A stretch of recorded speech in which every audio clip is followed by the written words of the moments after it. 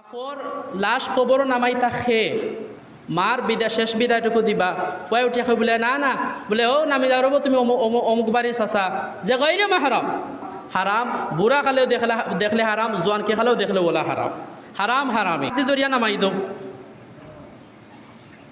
কত বড় দুর্ভাগা দেখলানি অথচ উচিত আছিল বাপ মারা গেছন ফুয়াই নামাইতা বাইয়ে নামাইতা মা মারা গেছন ফুয়াই নামাইতা বাইয়ে নামাইতা বইন ফুত এরা আসন এরা নামাইতা আমরা মহিলাদের ব্যাপারে কতটুকু গাফলতি করি দেখুন জানো নামানের উচিত আছিল কিলা যে সাইড পর্দা করিয়া পর্দা করতে না পারলে অন্ততপক্ষে লাশ যাতে দেখা যায় না এমনভাবে পর্দা করিয়া আপনি আল্লাহরি বান্দিরে বিদায় দিতে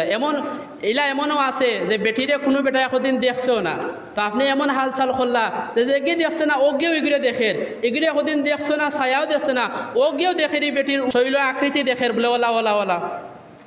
পুরুষের লাশ তো পুরুষে নামাইতা এখন দায়িত্ব হক খেরার উপরে যারা মৈয়তর হুরুতার উপরে ফুয়া থাকলে ফুয়ার উপরে বাই থাকলে বাইর উপরে আপনজন হলে কবর নামাইতা আর ফুয়াই উঠে হুজুর আমি ডরাই আপনি নামি যাক্কা ওবা